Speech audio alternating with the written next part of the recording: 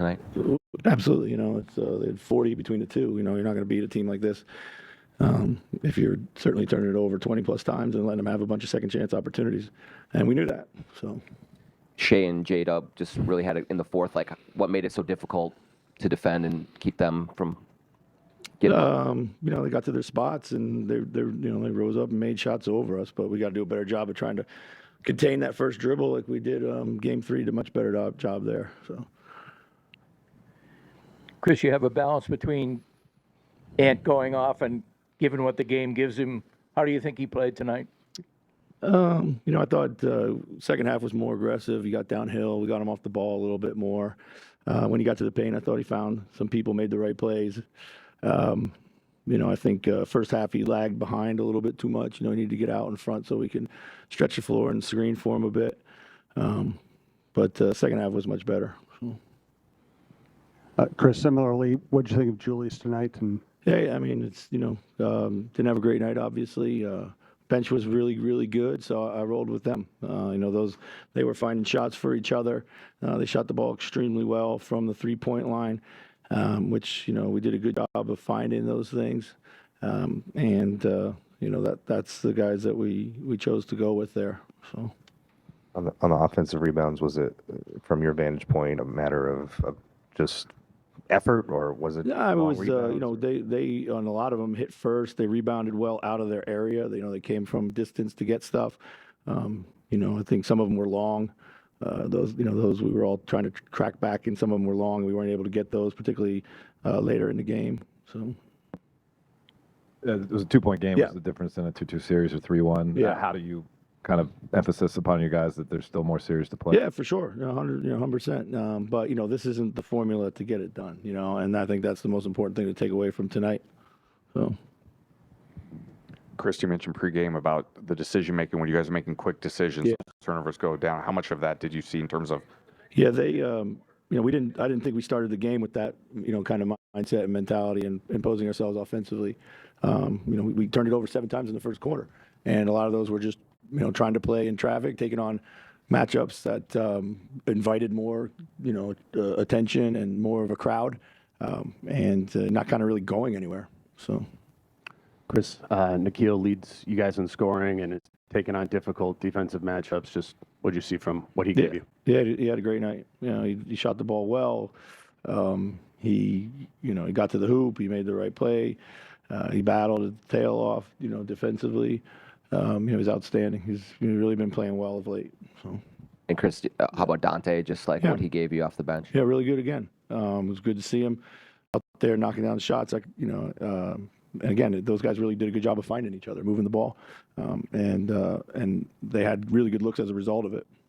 The defensive looks that you give Shea, like how do you kind of make the decision in game, whether throwing a couple at him or just kind of trying to go one-on-one and make it tough on him, kind of individually that way? He's 13 for 30. It's obviously went to the line 14 times. That's too much, but 13 for 30 is a pretty good defensive effort there when it comes to 2-point percentage. I know he's really, really good, but it's the 16 for 37 from the 3-point line that hurt us a lot more than the 13 for 30 did. So. Jaden came out really aggressive today. Just what kind of boost did he give you in that first quarter, and is that something he can kind of do more throughout the game? Yeah, he's been doing a good job all series. He's been really aggressive. He's shot the ball well, and he's had a matchup that he feels that he can take advantage of when the ball finds him. So he's been doing a great job. Thank you.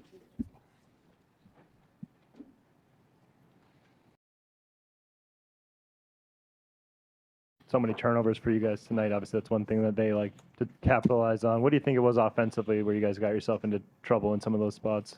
I'll say you just got to have more ball movement and then just move the defense around. They just got to get credit to them. They real, handsy. They play super hard, and it kind of, I wouldn't say started us, but it just got us off balance a little bit at the beginning. They kind of limited Ant and Julius's impacts tonight, but everybody else around seemed to kind of take advantage. What were you guys finding within the game offensively? Ant and Ju, they carry this, I'll say all the presence is everybody's watching them. So I mean, it's a bunch of space for like me, Kill, everyone else, Donte, just to be able to play free, get downhill. I mean, Kill had a bunch of threes today. Same with Donte. So I mean, it's just a lot of space for us to work. Seemed like you guys didn't let them get to any of the spots they wanted to on Saturday, and they got to more of those mid-range shots, and looks like that tonight. What was the difference in your mind there? I'll say we just gotta make the paint look crowded around Shea. I mean, that last game we played, he was seeing like 3-4 bodies. I feel like this game he only seen like the man guarding him and probably one gap person. So we just gotta get better at our game plan mistakes. Jaden, what every time you would make a kind of a mini run, they had kind of an answer. Did you feel like you were close to kind of breaking through that at some point? Yeah, sure. I mean, we gave them a bunch of offensive rebounds. They'll hit a three or get a tip in. So I feel like during the time of our comebacks, like something like that would happen, and it would just stop our run a little bit. This beating them 3 straight times is a tall task, but the way you guys have played these last couple games, the competitiveness of it, what's just the mindset of this group now as you go and just try to get Game 5? I mean, it's win or go home. I mean, it's just you got to come to play, or the season gonna be over. What do you feel like the biggest differences were as far as like mindset and going into this game versus the last game where you guys obviously dominated? And what would you want to change for the next one? We just got to be ready to play. Like last game, we kind of got onto a big start and just making shots and stuff. But this game, we just got to flow through our offense. Like if we make pass combinations, drive and kick, and then it opens up for all of us. And just we got so many versatile people. I mean, it could be anyone's night. What was the message in the huddle when the game is that close at the end like that? I'll say just staying locked in, don't make mistakes, and just the communication was big. If you're switching, make sure you're switching, or if you got to break off. So just make sure the details are there.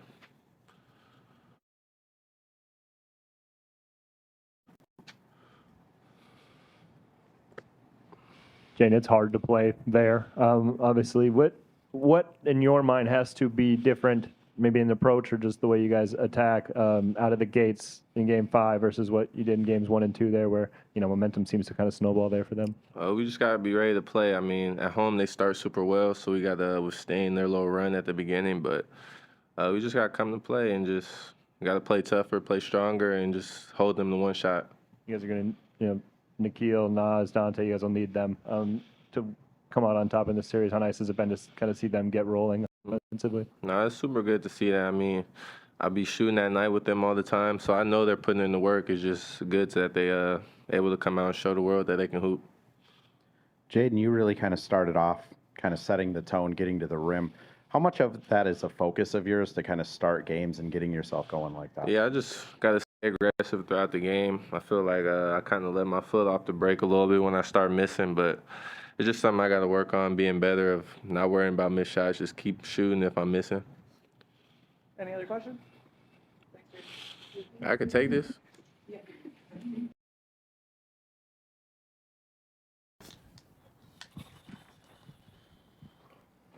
Nickeil, just how do you kind of process that one? How close you guys were and just couldn't quite get all the way over the hump?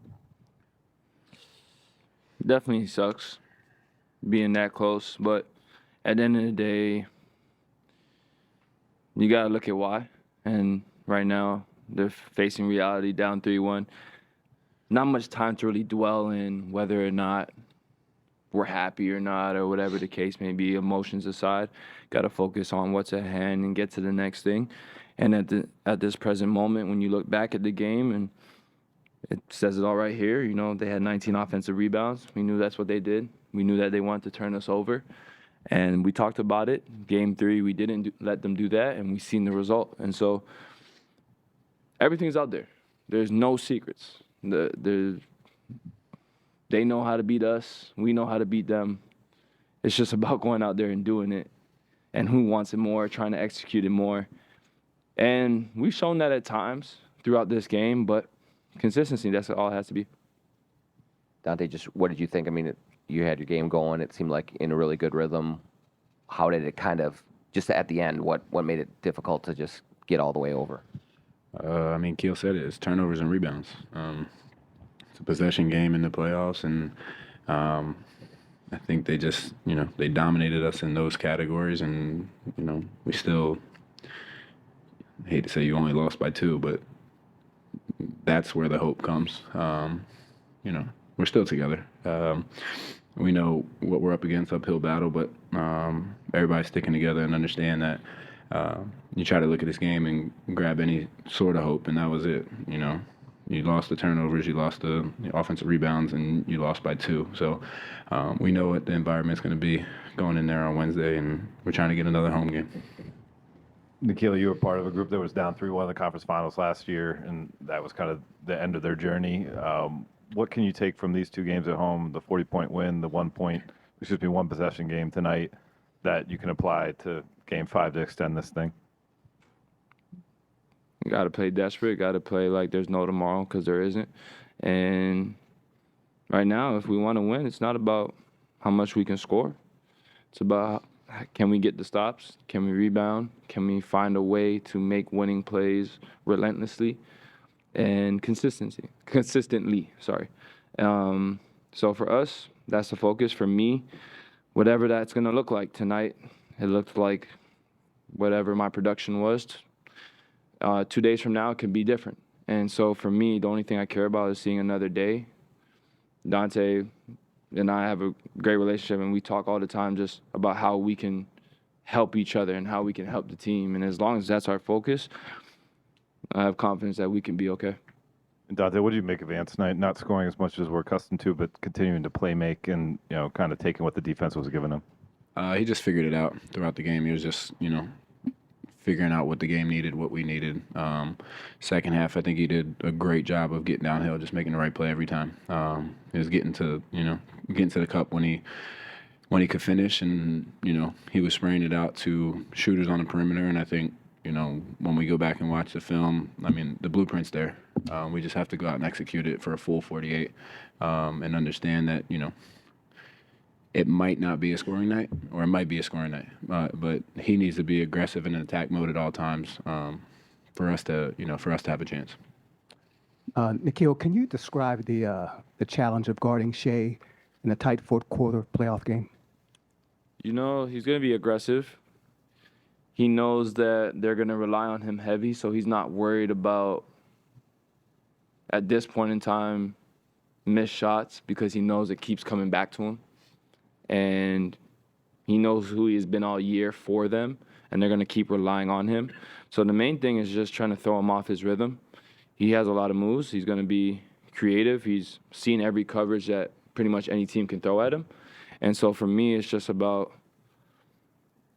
trying to anticipate what he's going to do, make sure that every shot he takes is the tough shot, and defend without fouling. Took 14 free throws.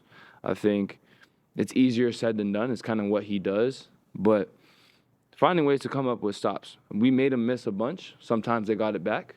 So the tough thing about it is, do we capitalize when we actually do the right things? And that's what's going to matter.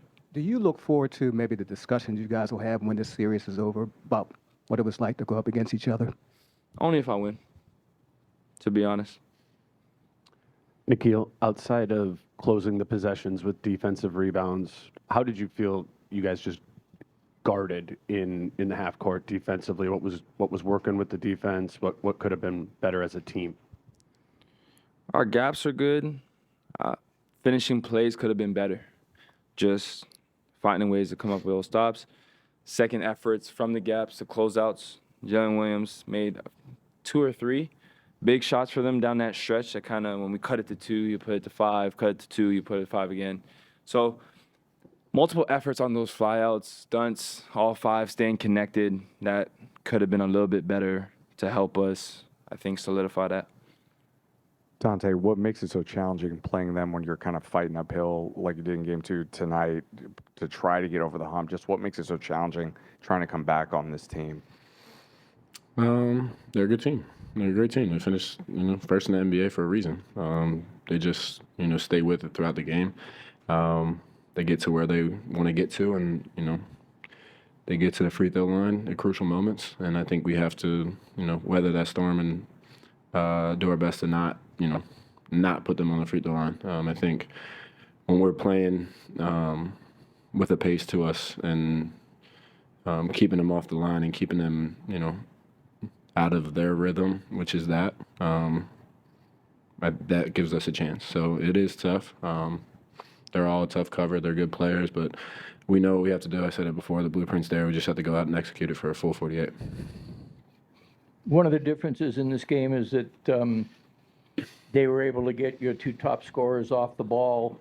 You guys weren't able to get their two top scorers off the ball. You guys outshot them in terms of accuracy and everything, but what difference does that make in terms of the way teams play? Does it matter that like Ant and Julius weren't able to get off as easily and that their two top guys were dominant in terms of both points and assists? They had 19 offensive rebounds, and we had 23 turnovers. It doesn't matter who's going to score. You can't win a game with those numbers right there. If those two guys are the ones scoring and we take everybody else away, it might be a different result. But the offensive rebounds and the turnovers, you take away the quote-unquote junk points, and it's a whole different game. Yeah. Just piggybacking off what Donte said, they're going to be aggressive, and they're going to be, at this point in time, they've walked through so many scenarios. They know every team would love to get the ball out of Shai's hands and out of Jaden's hands, but they're not going to just allow us to trap them all game. And the way their system set up is different from where our system set up. And fortunately, we have depth to where we can be in a 2-point game with our two guys who aren't, and that's who we are. We have to play to our identity and our strengths, but can't be caught up in necessarily what they're doing. It's just got to be who can play to their identity the best, who's going to stay within their strengths.